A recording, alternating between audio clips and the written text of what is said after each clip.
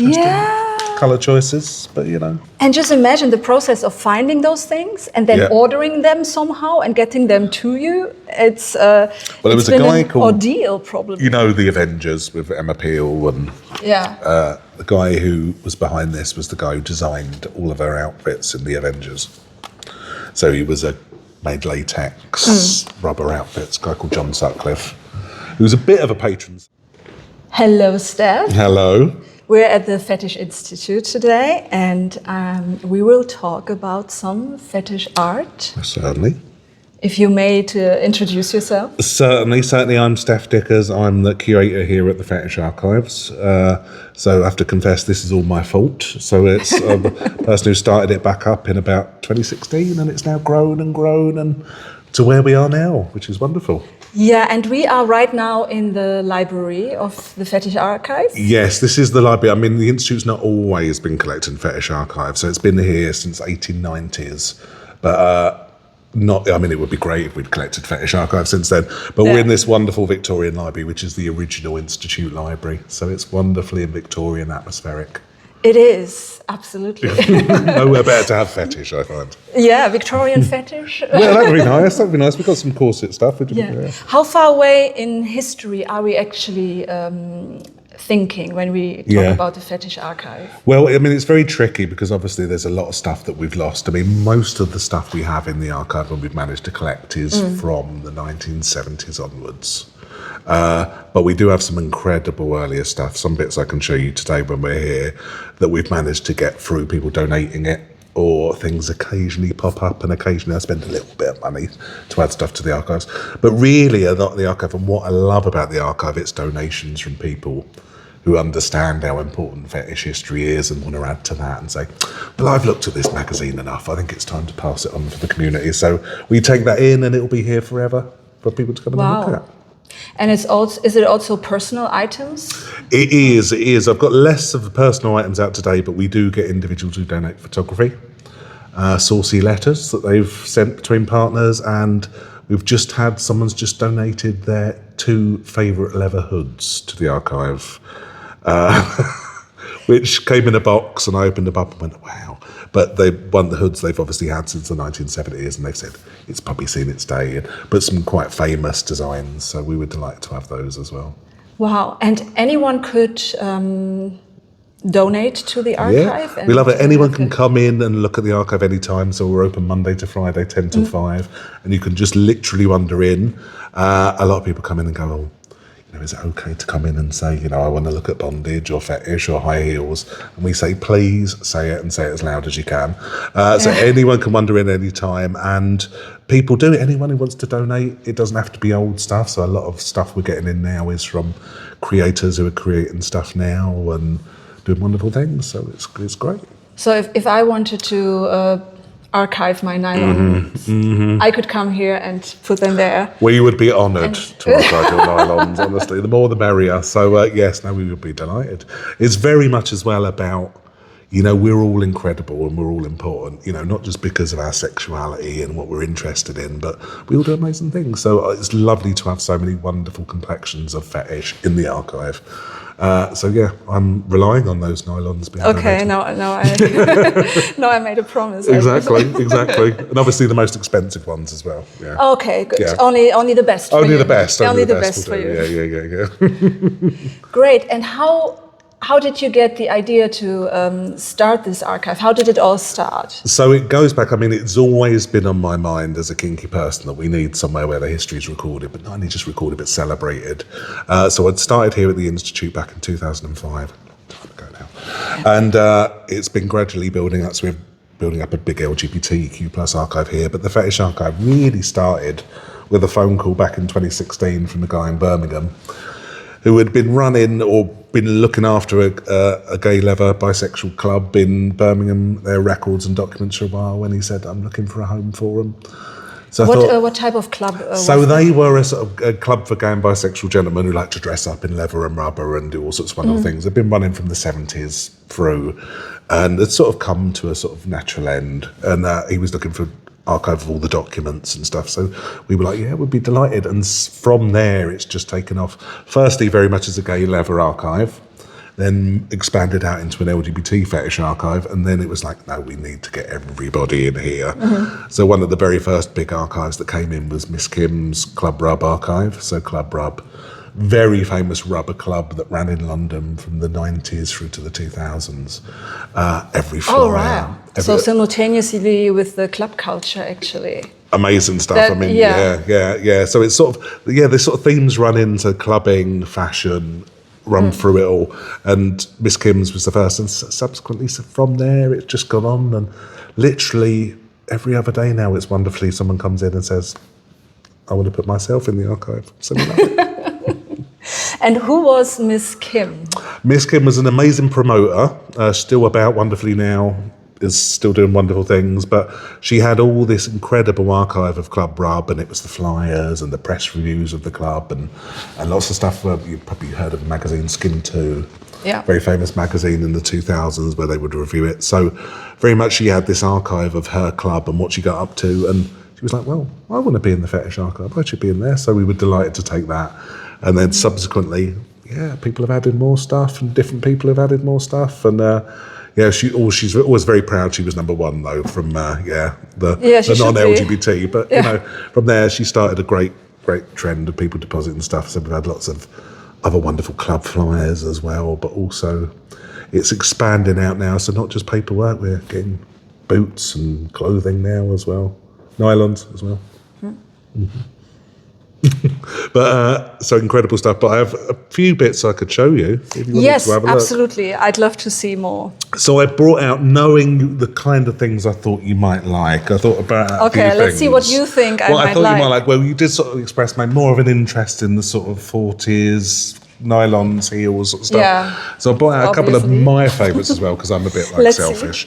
So one of my favourite things we have in the archive is I love discovering like sort of secret histories of fetish, things that aren't sort of really out in the open. One of the wonderful magazines we have is managed to get a few issues of this incredible magazine, London Life. Now, amazing covers. Not at all would you think it was a fetish archive at all. No, by the look of it, it looks pretty. It looks pretty tame. So you would buy this, pretty wholesome and full of wonderful articles about Hollywood film stars at the time, and a few saucy secrets in there. But the correspondence columns are absolutely naughty.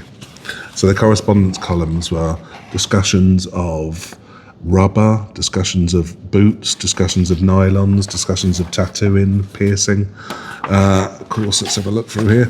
And it's quite saucy images. So this became a real... Sorry. Piercing was a thing back then. Yeah. Really? But this came a wonderful way. Oh, wrestling for girls. Here we have it. There's this whole wrestling thing. But lots of stuff about femdom as well. So lots of, I am under the dominion of my wife who makes me do all the chores and blah, blah, blah. But it became a really incredible way in the 20s. High-heeled shoes there and we go. boots. In the 20s and 30s, so it was fetishists to communicate with each other. Yeah. And this was quite an inspiration for a lot of the more famous people, like John Willie, I'm sure you've come across. Yes. He was a reader of this. Yes, a big fan of John Willie. Exactly. So his aesthetic is amazing. So a lot of it sort of, comes from here. So I adore these. Guidance of rubber wear making. Yeah. So...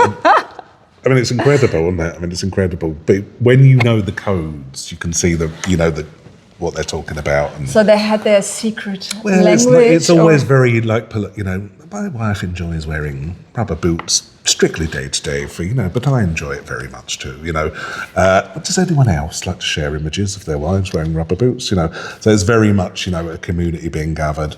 And then wonderfully from some of the adverts in these, we've managed to gather gentlemen's corsets. There you go. Yeah. Where would that be advertised? But genuine life studies of exotic, high boots, high-heeled shoes, fascinating modern lingerie. Fascinating modern not just lingerie, but fascinating. Some certain. And here we have. She's wearing a mask. Gas masks, etc. So if you look through it, you can see all these sort of obviously fetish sort of tropes starting to appear. So wonderful, and then from there we have a lot of the adverts. We saw some high-heeled shoes advertised there. Oh, maybe I should show that magazine. Oh, it's great. Yeah, too great to hide. So many good covers. And that's the other one. It looks so innocent. But here we can see a power dynamic. We're getting what's going on. Absolutely. Yeah, we're getting what's going on. But actually, I mean, reasonably look at saucy in its that. day. Belly pork. Very, very fun. Very much. Oh, and then we have some early... Absolutely love it. A bit of tattoo in there early on. So, I mean, you know, not risque in today's terms, but in, you know, a bit of leg was sensational. And a tattoo on a woman was unheard of, wasn't it? Oh my God. Oh God. So amazing bits like that. And then we go on and have slightly more modern as you start to see more of the fetish imagery. Wow, I love so that. I thought you were would be very taken with our collection of exotics. Yes. Which obviously wonderful 1950s magazine published by someone called Lenny Bertman. Where you start to see, you know, your Bettie Pages and Eric Stanton and some of these wonderful artists and Jean Bilbrew and, you know, some incredible fashions. The fashion in here is just amazing. Yeah, I love it. It's so good. Yeah, I love the photographs as much as the illustrations. Which are brilliant.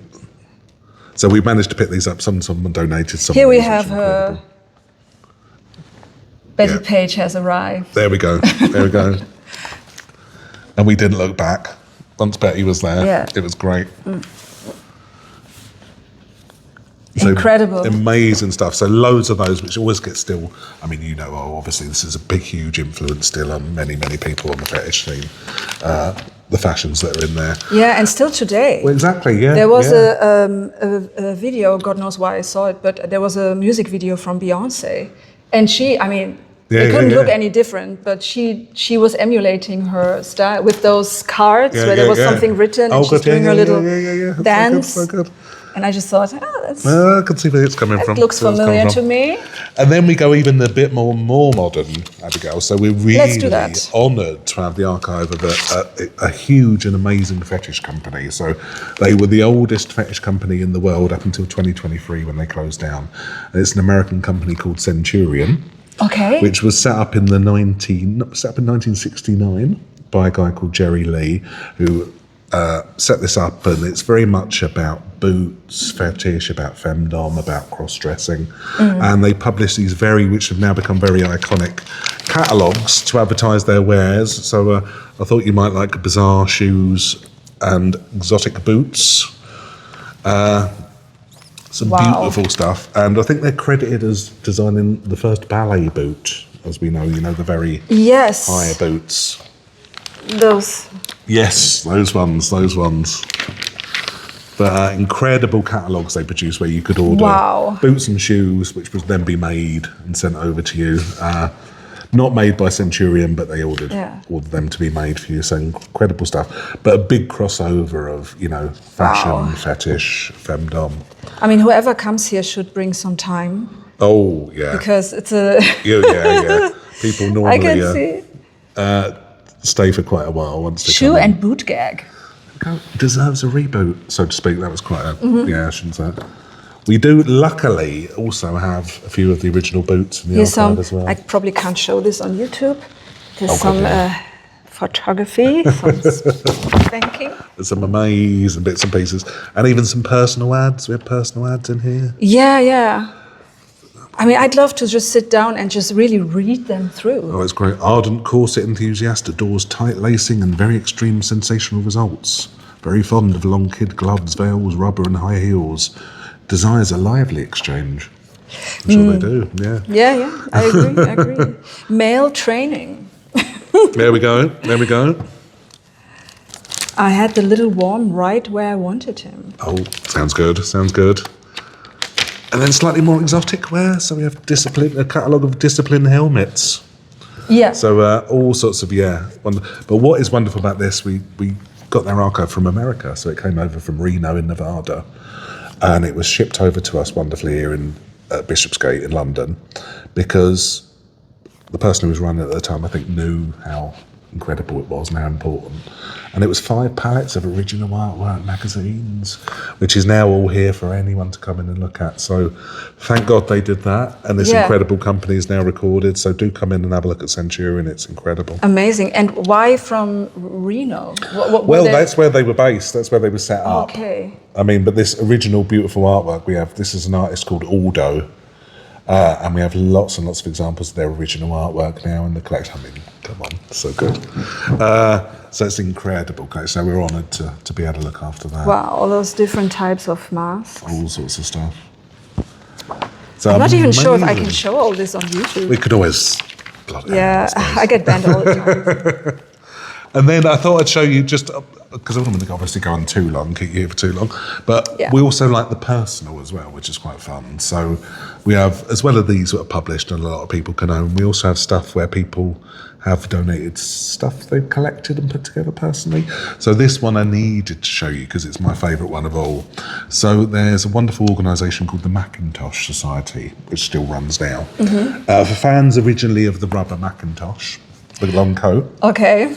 But now generally a group of people who are interested in rubber, latex, etc. And wonderful, they have meetings and all sorts of stuff. But someone got in contact and said, I'm disposing of 28 scrapbooks for someone of rubber fetishism. Would you be interested? Of course, you know me, I was like 100%. We managed to negotiate and they eventually came and they belonged to a member of parliament who we don't know who it is.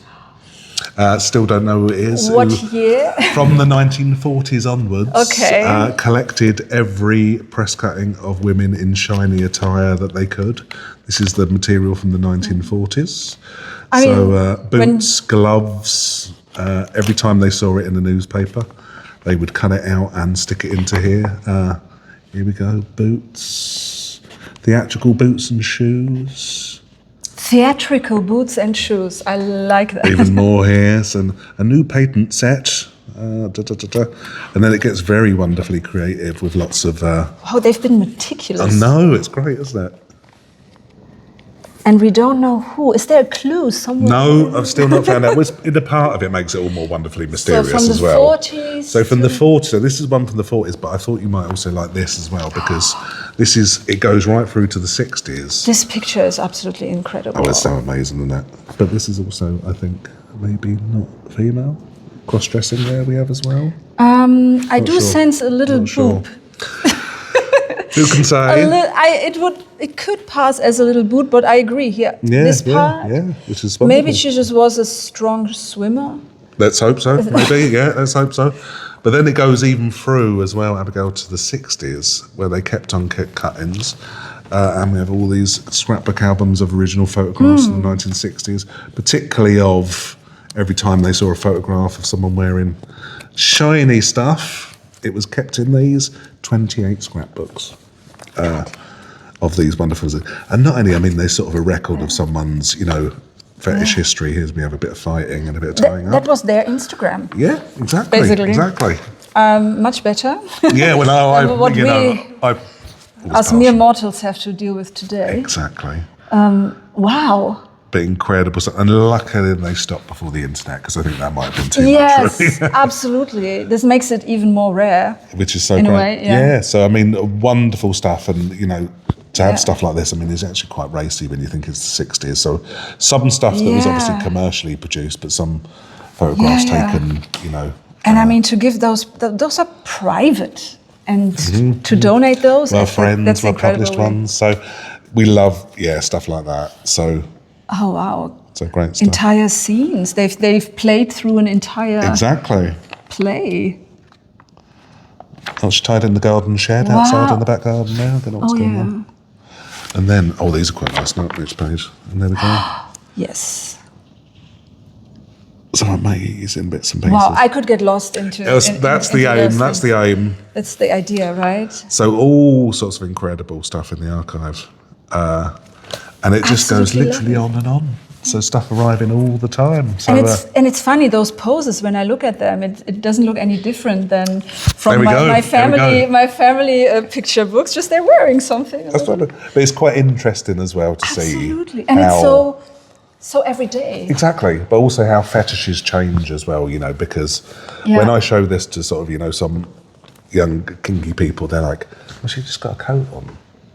But to this person, that coat was everything. It felt that was everything about very special. Very special. So interesting to see how this isn't really on the radar of kink. Well, I'm sure it is to many people, but not as it once was. Yeah, look at the boots as well. I know, it's great. Totally. It's great. And I wonder how I'm sure the rubber back then was much different than the quality we have.